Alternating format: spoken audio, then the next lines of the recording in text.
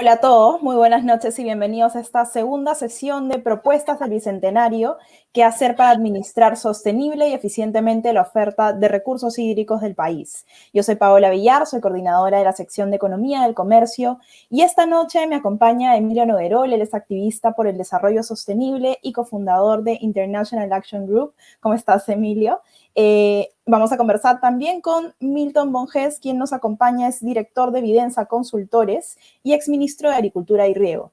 Milton nos va a poder responder nuestras preguntas y consultas que también tenga el público, que algunas ya las han hecho con antelación, algunas pueden ir apareciendo en el Facebook, en el Twitter, por distintas vías por donde deseen enviarlas, justamente sobre las propuestas en el eje de recursos hídricos y su eficiente aprovechamiento.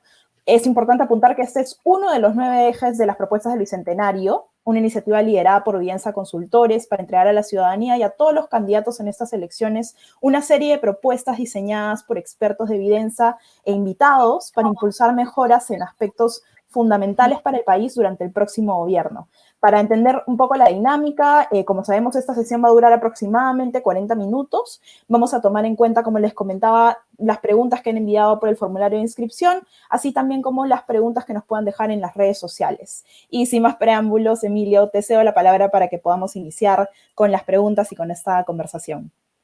Muchísimas gracias, Paola, muchísimas gracias, Milton. Es un gusto conocernos a través de estos medios, ¿no? La nueva normalidad nos permite grandes oportunidades también, y esta es una oportunidad que yo agradezco bastante. Muchas gracias a Vidensa Consultores con todas estas propuestas del Bicentenario que nos trae, y sobre todo con esta particular que conversaremos el día de hoy, que es el tema del agua, cómo cuidar nuestros recursos hídricos. Milton, yo te tengo una pregunta sobre la situación actual del manejo de los recursos hídricos en el Perú, porque tenemos un país con una gran capacidad de agua, ¿no? De hecho, uno de los primeros en el mundo, pero a la vez todavía muchos desafíos para administrarla. Cuéntanos un poco la situación actual en el Perú. Bueno, primero buenas noches, Paola, buenas noches, Emilio. Un placer estar conversando con ustedes esta noche por un tema que es el gran ausente en la campaña. Los partidos políticos en realidad casi no se han manifestado respecto de la importancia del agua como recurso hídrico madre de casi todas las actividades productivas y humanas que hay sobre el país. Entonces es un placer justamente hablar sobre esta propuesta. Y me gustaría empezar diciendo que Perú es un país bendecido por la naturaleza.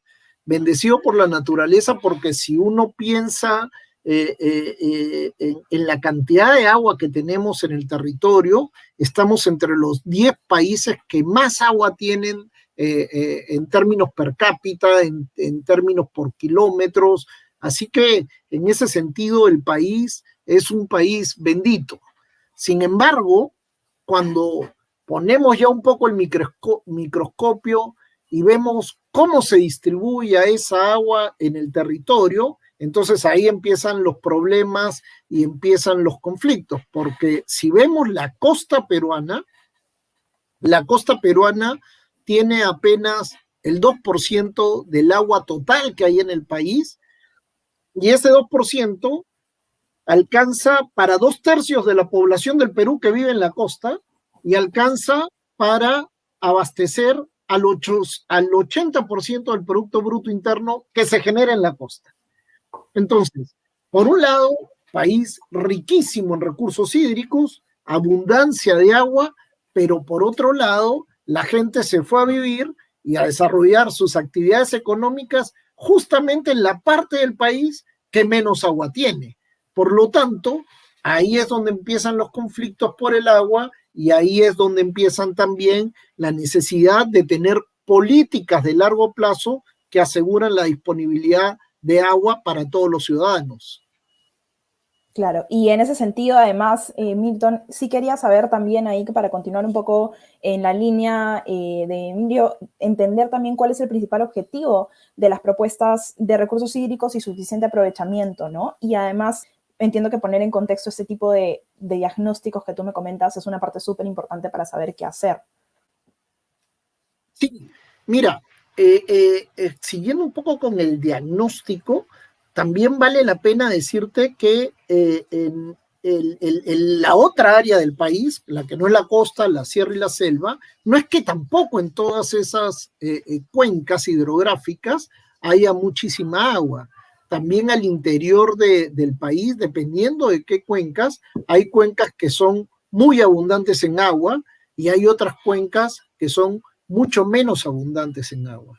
Y ahí a veces es donde surgen los conflictos de uso entre un sector y otro. Por ejemplo, el uso poblacional puede competir con el uso agrícola. El uso agrícola puede competir con el uso minero. El uso minero puede competir con el uso para generación de energía.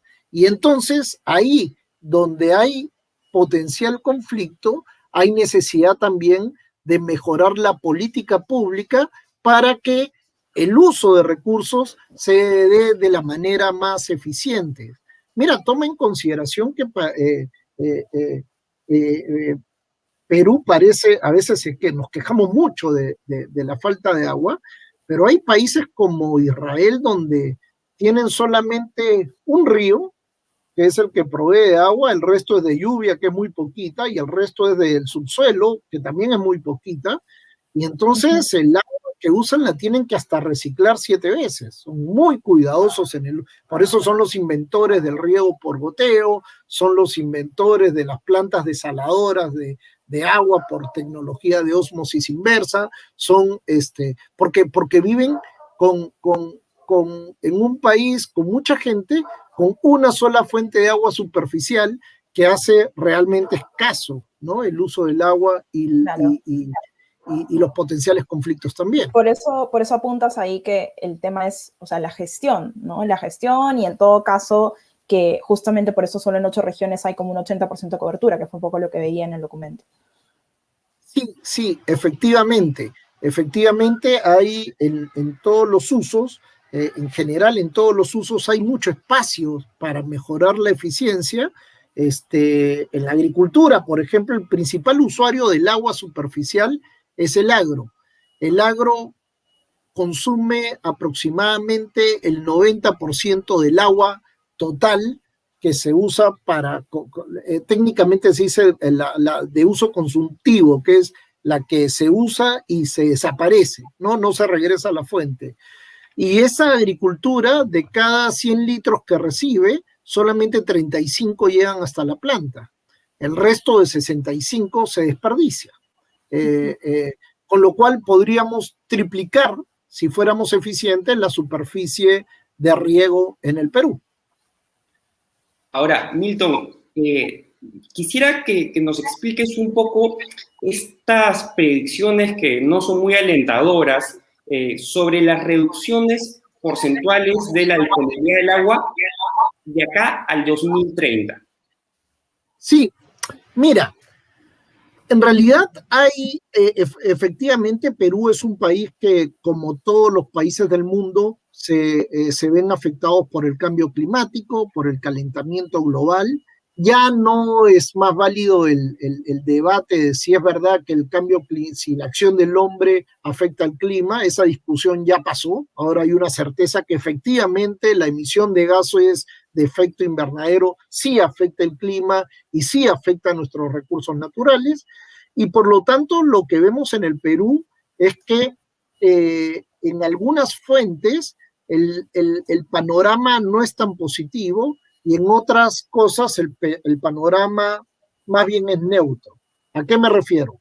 Si tú ves una de las principales fuentes de agua dulce en el país, que son los glaciares, tenemos a lo largo de toda la cordillera muchos glaciares, y muchos que han desaparecido al 100%, otros al 80%, otros al 50% y otros al 40%. Cuando yo estudiaba en la universidad hace muchos años, los chicos de la universidad nos íbamos a Pastoruri a jugar en la nieve y a hacer deportes de nieve. Hoy día no existe, hoy día es roca pelada, que es uno de los símbolos de esta deglaciación. Entonces, un primer problema del calentamiento climático es que esos glaciares empiezan a disminuir su potencial de almacenamiento de agua y abastecimiento de las distintas áreas en las que ellos tienen influencia en el largo plazo. En el largo plazo va a haber menos disponibilidad de agua de origen glaciar. Eso, sin embargo, en el corto plazo te da una sensación de más disponibilidad de agua, pero en el largo plazo es menos disponibilidad de agua. De hecho, si miden los caudales de los principales ríos de la costa, los que tienen data más larga, lo que ves es una disminución en el tiempo. Pero el calentamiento global también juega a favor, entre comillas. La corriente del Humboldt helada, evapora más, hay más lluvias en el país, el Niño también calienta las aguas, genera más lluvias. Entonces, lo que quiero decir es que también el calentamiento afecta el patrón de lluvias, que es una segunda fuente de agua, y eso va a generar que las variaciones de temperaturas sean más frecuentes, pero también los niños que antes pasaban una vez cada 50 años, después cada 15 años, ahora la frecuencia va a tender a achicarse y tener problemas. Y en general, efectivamente, el cambio climático nos obliga como país a que uno de los recursos básicos que tiene que ser planificado con inteligencia y con la colaboración de todos sea justamente el agua. De ahí las medidas que estamos proponiendo. Milton, me gustaría abordar un tema que creo que es clave también y que lo mencionas en el documento, que ya tiene que ver a nivel de las autoridades y justamente el manejo de gestión, ¿no? Que es la Autoridad Nacional del Agua. Mencionas que es necesario fortalecer las competencias sectoriales que tiene esta entidad. Quisiera saber si de pronto nos puedes un poco graficar cuáles son las falencias que presenta actualmente la Autoridad Nacional del Agua, ¿no? Por donde de pronto se ven algunas dificultades, en todo caso, en cómo está funcionando y qué propuestas se plantean aquí para que efectivamente se fortalezca la entidad y pueda operar eficientemente. Hoy día la Autoridad Nacional del Agua es una entidad que tiene autonomía técnica, administrativa y de gestión, que fue creada para ser el ente rector de los recursos hídricos en el Perú.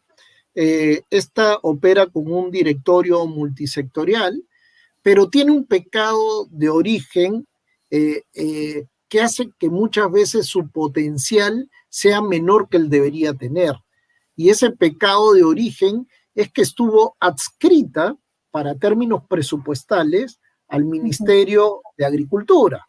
Por lo tanto, es el ministro de Agricultura el que determina quién está en la ANA, es el ministro de Agricultura el que le impone un poco la agenda técnica a una entidad que, si bien es autónoma, no es tan autónoma porque depende de ese ministerio. ANA no se va a pelear con su jefe, claro, ni con su paraguas institucional, que es el sector agrícola. ¿Y qué tiene de malo que esté en el sector agrícola? Tiene de malo que el sector agricultura no puede ser juez y parte. El Ministerio de Agricultura tiene que velar por los intereses del principal consumidor de agua, que es la agricultura.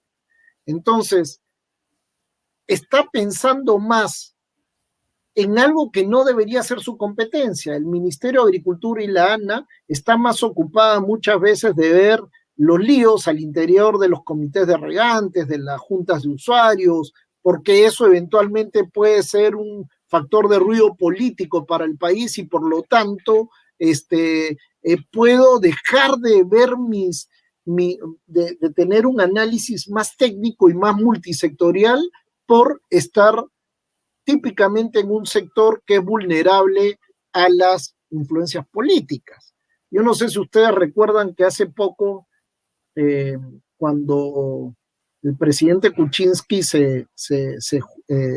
estaban a punto de vacarlo, se hizo algunas negociaciones con algunos congresistas, y un congresista aprovechó esa coyuntura para dar su voto de respaldo al presidente, y el ministro de Agricultura ordenó a la ANA a festinar trámites y a tener una licencia de agua que no tenía derecho y que no había agua para él. pero por esta influencia política, digamos, se le dio una licencia de agua mala vida. Si tuviéramos una ANA independiente de un poder sectorial muy politizado como es el Ministerio de Agricultura, y lo digo con conocimiento de causa porque he sido ministro de Agricultura, Claro. debería estar más bien en el ámbito de la presidencia del Consejo de Ministros, que tiene que velar por los intereses de todos los sectores, no solamente el de agricultura. Tendríamos una ANA mucho más fortalecida y más equitativa también en sus recomendaciones y análisis de política. Y quizás realmente autónoma, ¿no? En todo caso. Y sí, claro.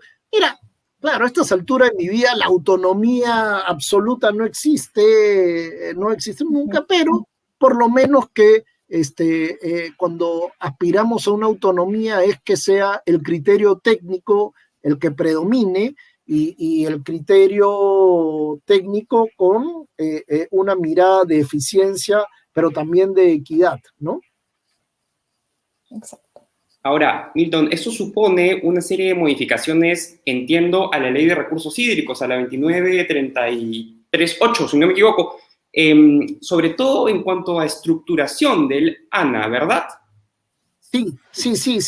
Lo que básicamente, en realidad, el principal cambio es el que he mencionado, desde ese punto de vista legal, ¿no? El principal cambio es que la ANA regrese a ser lo que dice la ley de su creación, que debía ser una entidad independiente, sólida, pero ya no adscrita al Ministerio de Agricultura y Riego, perdón, que ahora le han llamado Ministerio de Desarrollo Agrario. Desarrollo Agrario. Sí. Midagri. Minagri, ahora en Midagri, sí.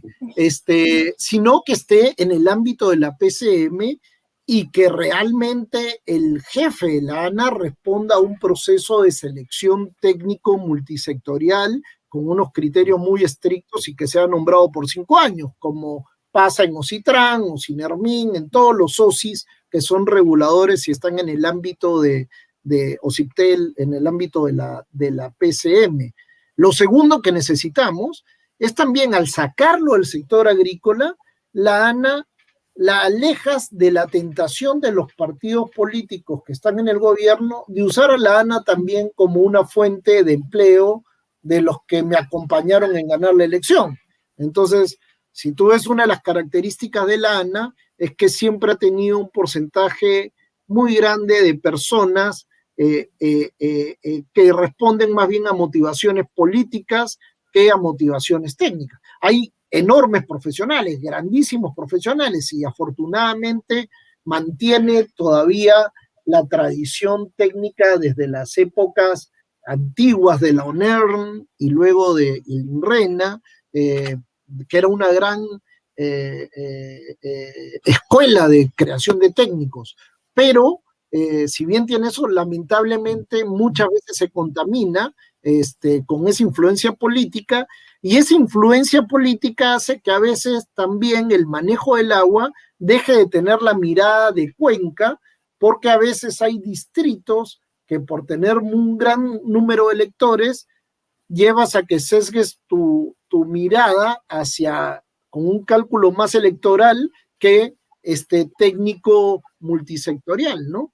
Entonces, nadie se va a querer pelear con los agricultores si eres parte si estás en el Ministerio de Agricultura, porque eso te genera un lío político y tú no quieres tener líos políticos. Entonces, y una mochila pesada luego, claro. Así es.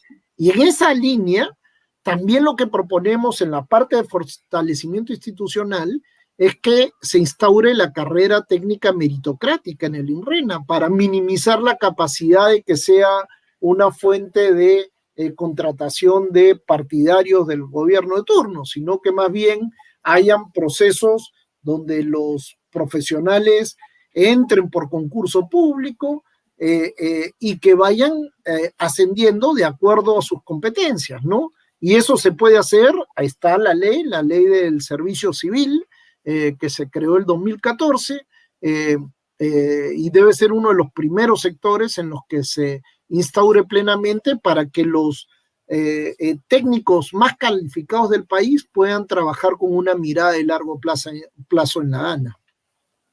Precisamente. Milton, me gustaría hacerte una pregunta ahora que nos llega justamente el formulario de las personas que se han inscrito, y nos preguntan aquí, ¿cuánto debería costar el agua potable en los distritos de mayores ingresos de Lima? Si es que efectivamente acá se aplica algún tipo de tarifario. En algún momento hablamos de que acá en Lima sí hay este tipo de subsidio cruzado, pero en todo caso, si nos puedes aclarar cuánto debería ser el costo para que efectivamente se sienta que ese agua tiene un costo en todo caso, ¿no?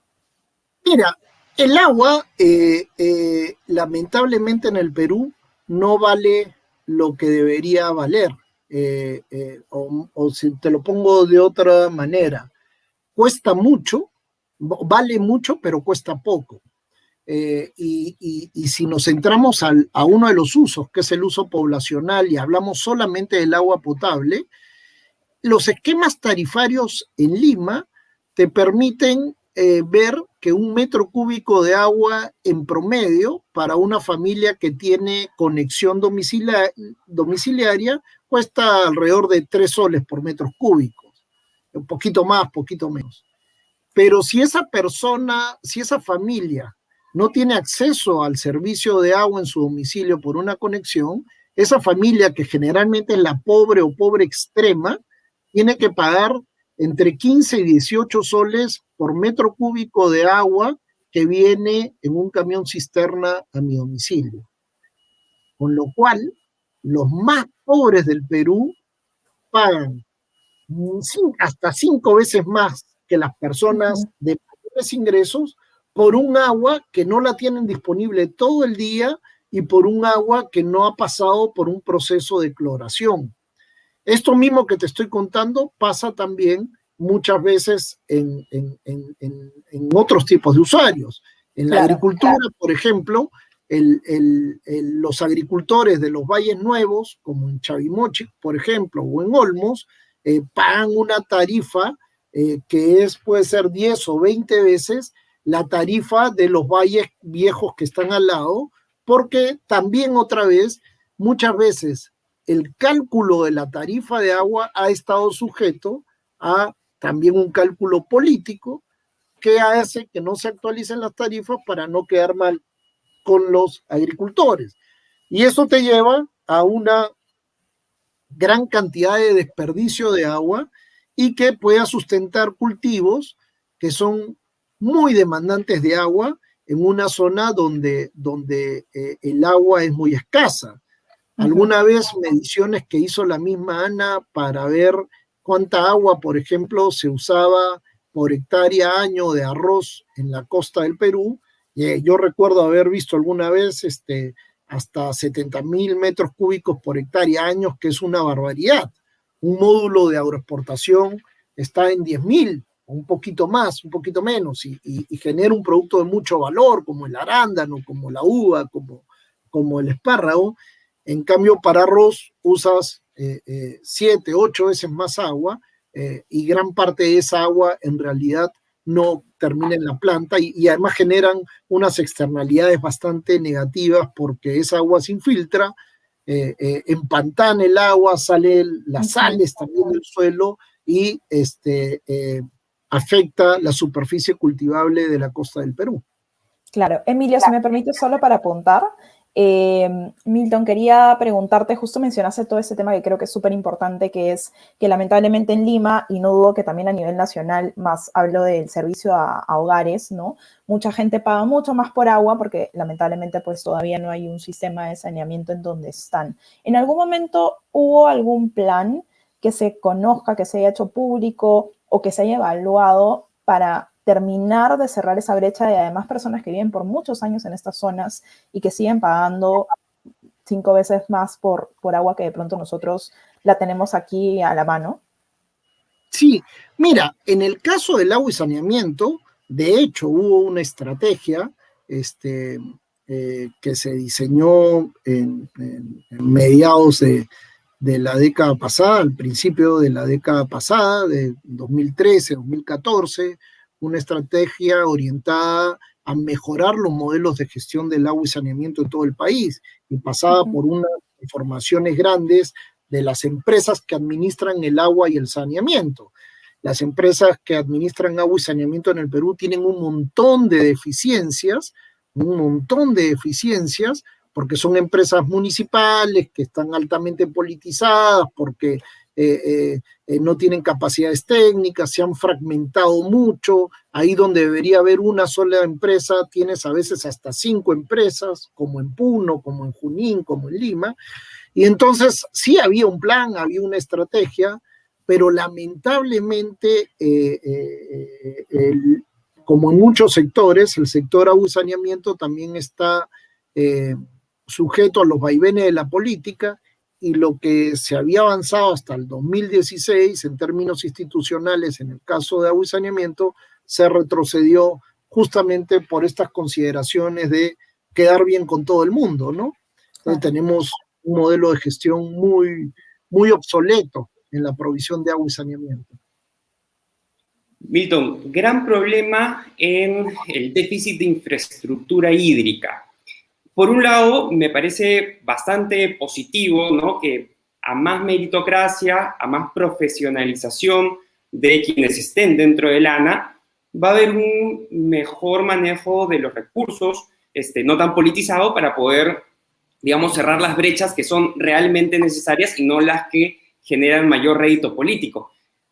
Pero eso trae a colación otro tema, que es la relación de las cuencas expuestas a la minería, ¿no?, que son cuencas importantes en el país, que son las que generan los conflictos sociales. Y mi pregunta es, ¿en realidad existe esa dicotomía entre agro y minería, entre agua y minería? Mira, si no hacen nada, existe la dicotomía, pero esa dicotomía es de mentira y desaparece inmediatamente cuando tú tienes una política pública clara. Y además lo hemos demostrado en el país con distintos conflictos. Por ejemplo, el 2011 estaba el proyecto de ampliación de Toquepala. Se hicieron las encuestas para ver si la población aprobaba el proyecto. La mayoría de las provincias afectadas por el proyecto no estaban de acuerdo. El 100% de la población de Candarave no estaba de acuerdo, justamente porque pensaban que no iban a tener agua. Y por el 2012-2013 se creó en el Ministerio de Agricultura, pero con participación del Ministerio de Energía y Minas, un programa que se llamaba Convergencia entre la Agricultura y la Minería. Y ese programa lo que hizo fue, entre otras herramientas, para hacer el cuento corto, tener un programa que se llamaba Mi Riego, donde Southern Perú, por un lado, y por otro lado, el Ministerio de Agricultura, desarrollaron un proyecto junto con otras medidas, pero lo principal es que se invirtió en varios sistemas de aguas en las partes altas de Candarave, y al día siguiente todas las juntas de usuarios le dieron la licencia social a ese proyecto de que realizaba Southern Perú de ampliar Toquepala, y ahora está funcionando muy bien. Lo mismo pasó, por ejemplo, allá en Espinar, en un conflicto que había un alcalde de izquierda, que era Moyohuanca, generó de manera bastante irresponsable el rumor de que había cianuro en el agua, y le echó la culpa a la empresa minera, cuando en realidad tú sabes que en la sierra el agua, el cauce natural muchas veces pasa por encima de yacimientos. Eso generó muertos, la típica que agua sí, mina no, y todas esas tonterías. Pero luego el Ministerio de Agricultura también en este marco hizo un programa agresivo de pequeños reservorios, y Moyohuanca nunca más tuvo el apoyo popular que tuvo la primera vez. Entonces, te doy 2 ejemplos, hay otros. Por ejemplo, Tía María, si hubiera tenido la presa de Paltiture, que era la que recogía agua desde excedente por un lado, excedente del proyecto Tambo Grande, y por otro lado, agua que venía desde la cordillera, si esa presa hubiera estado lista, no hubiera habido el conflicto con Tía María, porque los agricultores del Tambo no estarían preocupados por la restricción de oferta de agua. Entonces, lo que te quiero decir es que con una adecuada planificación a nivel de cuenca y con inversiones en infraestructura, ese conflicto potencial desaparece al día siguiente, y lo hemos visto en el Perú. Claro, porque además la mina, ¿no? La empresa minera es un importante stakeholder que tiene el bolsillo grande, digamos, y que podría, por supuesto que en coordinación con el Estado, generar pues alguna ayuda para eliminar esa brecha, para asegurar el almacenamiento y también evitar que las famosas aguas grises pues, terminen llegando a las cuencas. Solamente te voy a robar un pedacito. Perdóname que te interrumpa, pero ahí la clave es que trabajen gobierno nacional, empresa privada y comunidad de la mano. Interconectados. Cuando Claro. ha pasado eso, desaparece el conflicto inmediatamente. Y eso es la democracia participativa, ¿no? Que es, digamos, hacia donde debemos llegar, y no solamente la democracia instrumental, que es la que vivimos cada 5 años que estamos viviendo ahorita, como si solamente eso fuera un tipo de democracia, ¿no? Sí, totalmente de acuerdo. ¿Cómo destrabar estos grandes proyectos priorizados, ¿no? Que ya están presupuestados, pero que no avanzan, como Chavimochic, la tercera etapa, Majesiguas, la ampliación de la presa de Ancascocha, la Petar del Titicaca? Mira, todos esos proyectos tienen realidades bastante diferentes y bastante distintas. Déjame empezar por Chavimochic. Chavimochic, lamentablemente el concesionario era Odebrecht. Y tiene ahí un problema grande. Ningún funcionario público va a firmar nada que termine beneficiando al concesionario, que sigue siendo Odebrecht, y por lo tanto ese tema está parado y va a requerir que el próximo gobierno, porque ya en este gobierno no veo ninguna razón para que, si algo no se ha resuelto en todo este tiempo, no se va a resolver en los últimos 5 minutos que faltan para que acabe el partido. Entonces ahí vamos a tener que hacer como país que una cosa es el proyecto y otra cosa es la personería jurídica del que tiene la concesión, y si hay algún tema penal o algún lío con la justicia, que se vea, pero que se separe el proyecto de ese pasivo penal que está ahí, por el cual nadie quiere firmar nada. Entonces ahí va a tener que salir una ley expresa. En el caso del proyecto de Majesiguas 2, es otro el problema. Y mira, y también tiene que ver con líos de aguas. Para hacer el cuento corto, ese proyecto se adjudicó el 2010, el 2011, este mismo alcalde que te acabo de mencionar, que fue un gran agitador de izquierda, dijo que el agua que estaba usando Arequipa era de Apurímac, que necesitaba esa agua, puso una acción de amparo, el Poder Judicial ordenó que no se toque el agua de la Apurímac, y ese proyecto estuvo 5 años detenido, que no podía, con un concesionario que había ganado el concurso, además un concesionario español, un consorcio de primer nivel, de los mejores consorcios, jamás involucrado en ningún acto negativo. Y bueno, y el proyecto empezó a tener problemas porque se empezaron a vencer los plazos del contrato y por lo tanto se han requerido adendas. Pero también otra vez, como muchos políticos radicales dicen que adenda es sinónimo de corrupción, hasta cuestionaban ese tipo de adendas, con lo cual los funcionarios otra vez han tenido problemas. Además que fueron 13 y eso haber sido todo un drama en ese momento, ¿no? Claro, entonces se mezclan papas con camotes y para hacer el cuento corto, ese es un proyecto que ahora sí está ya enrumbado, que parece ser que efectivamente se va a firmar una última adenda que es necesaria, porque cuando el Tribunal Constitucional Constitucional dice que el agua es de todo el país y no es de la provincia de Espinar y del Cusco, entonces, pero en ese fallo del Tribunal Constitucional se toma parte del caudal que iba a ser para Majes y se ordena que ese parte del caudal se quede en el río y por lo tanto para Majes vaya menos agua, con lo cual hay que cambiar de tecnología y con lo cual hay que hacer una adenda para cambiar el proyecto.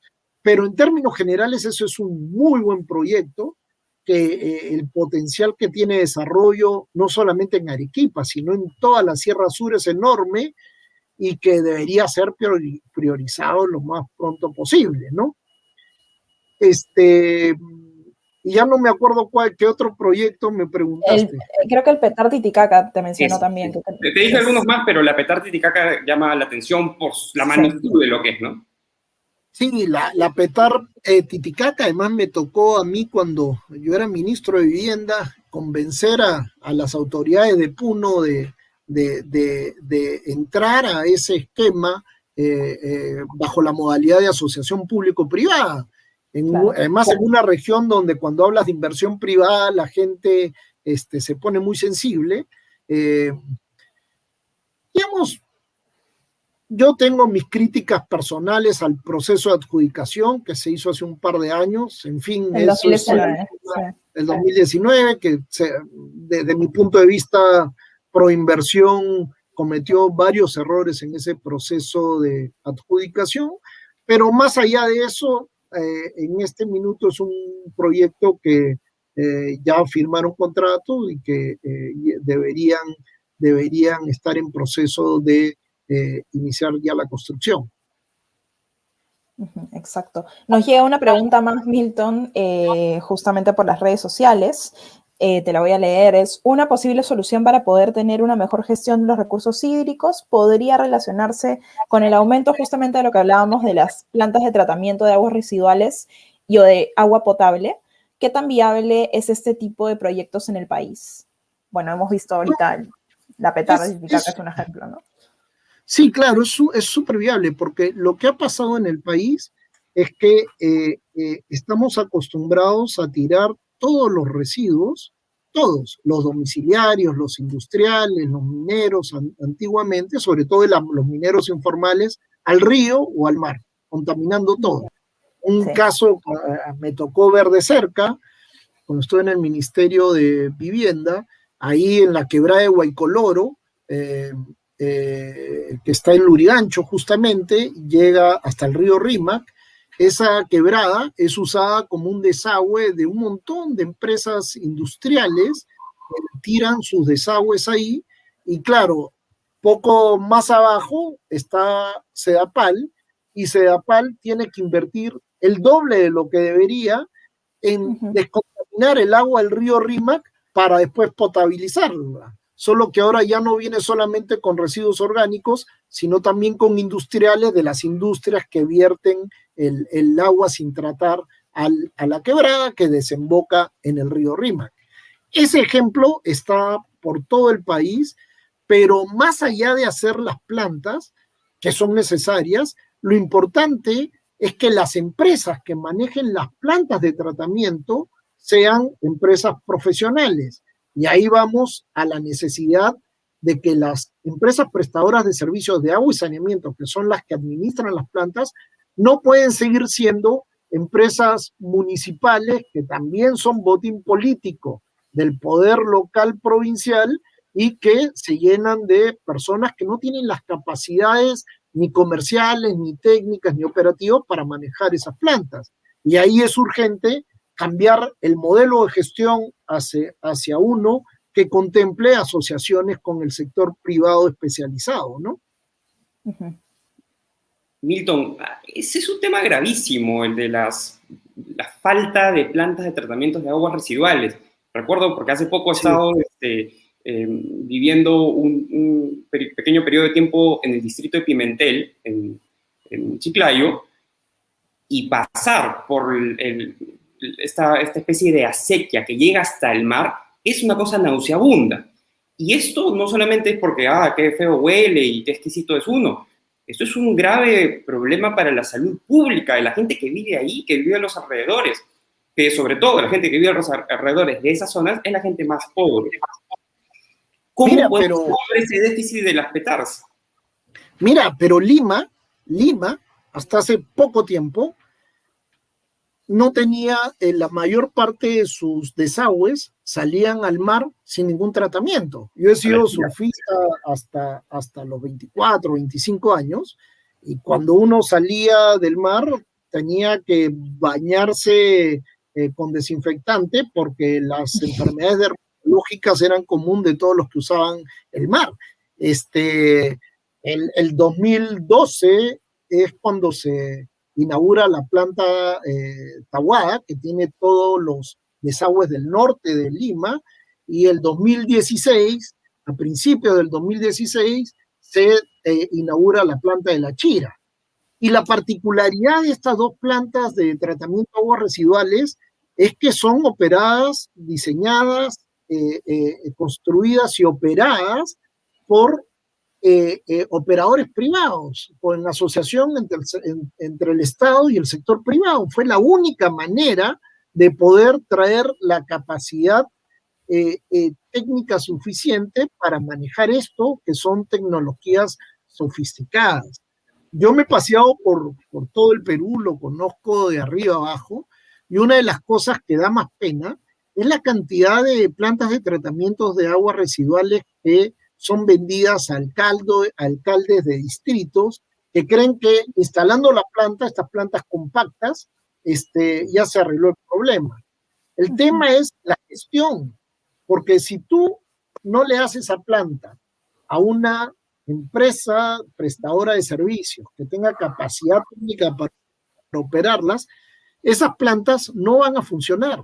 Y además tienes que cobrar por el agua, porque si no cobras por el agua, no puedes comprar los insumos que tienes que usar en esa planta para transformar un agua que es no consumible en agua consumible.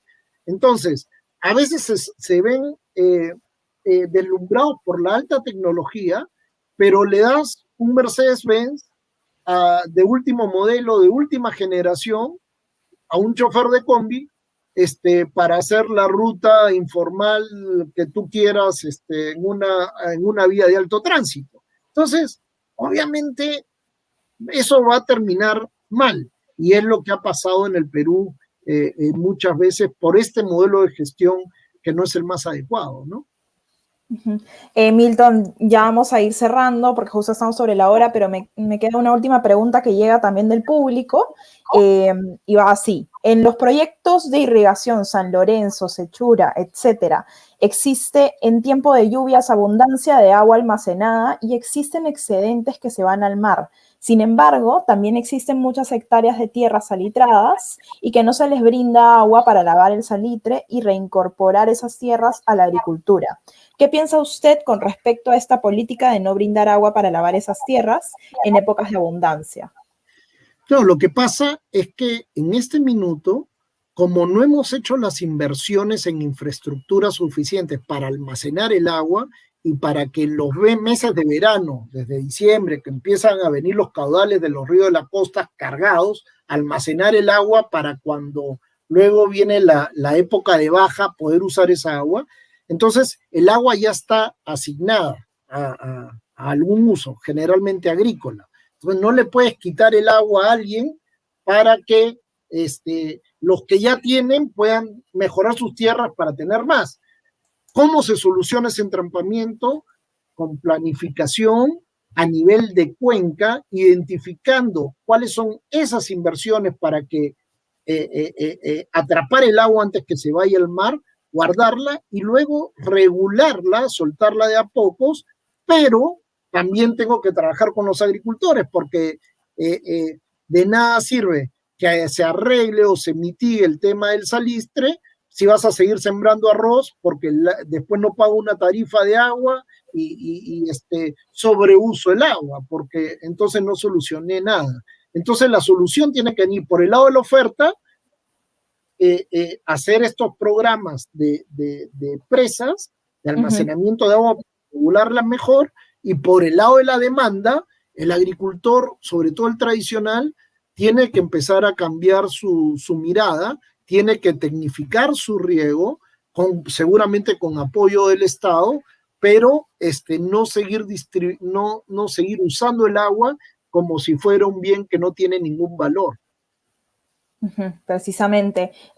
Muchísimas gracias, Milton, y agradezco a Emilio también por su compañía el día de hoy. Y bueno, Milton, muchas gracias además por responder todas las preguntas que nos han llegado. Hemos tenido varios temas, además de los que hemos conversado, nos hemos ido a hablar hasta de proyectos que, bueno, ojalá efectivamente puedan concretarse en un corto plazo.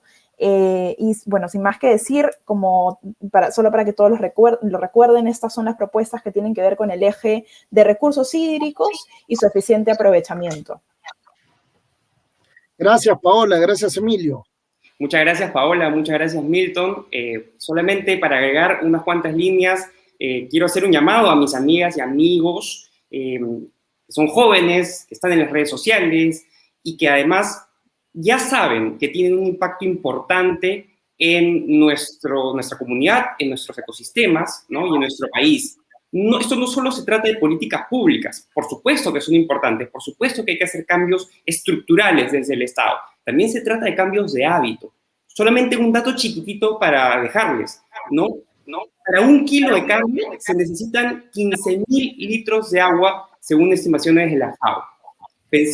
Repensemos nuestros hábitos, ¿no? Y no tengamos por garantizado un bien que, como lo ha dicho Milton, es escaso y que debemos cuidar si es que lo necesitamos y si es que sabemos ya y está comprobado que en algún momento nos puede hacer falta. Muchísimas gracias por este espacio a Videnza Consultores. Muchas gracias. Sí, Milton, me parece que también tenemos un siguiente evento que se viene para recordarle al público el siguiente martes 22, ¿no? Sí. ¿Cuál es el tema que se va a tratar ahí? Te digo, en este minuto, perdóname.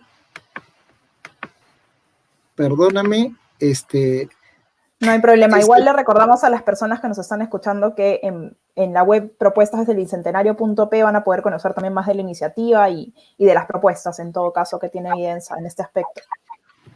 Sí, de acuerdo. Debe ser el de agua y saneamiento de manera específica. Perdóname que no tenía abierto mi calendario porque las propuestas de los 9 sectores, tenemos un calendario amplio de difusión, entonces no tengo todas en la cabeza. No hay ningún problema, Milton. Pero de todas maneras vamos a hablar ya de manera específica solamente de agua y saneamiento, así que va a estar re interesante. Perfecto. Y justo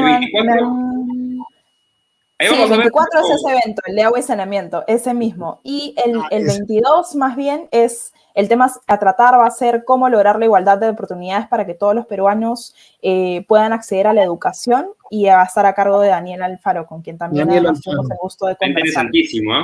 Está interesantísimo. Sí, y ahí lo que le digo, invito a la gente que se meta a la página web propuestasdelbicentenario.pe y están todos los papers ahí, y nosotros más que en el qué, nos hemos centrado en el cómo hacer, porque todos los candidatos te prometen todo, pero nadie dice de dónde va a salir la plata y cómo se va a hacer. Todo el mundo promete agua para el 100% de peruanos, pero nadie dice que para hacer huevos, para hacer tortillas, hay que romper huevos, y nadie quiere romper ni un huevo. Entonces, ahí van a poder tener unas agendas interesantes de propuestas de políticos que pueda ayudar a la discusión. Perfecto. Y bueno, ha sido un gusto en verdad estar aquí con todos ustedes. Muy buenas noches y ojalá sigamos escuchando todas estas propuestas y que además lleguen a los oídos de los candidatos. Chao. Muchas gracias. Muchas gracias. Chao. Gracias.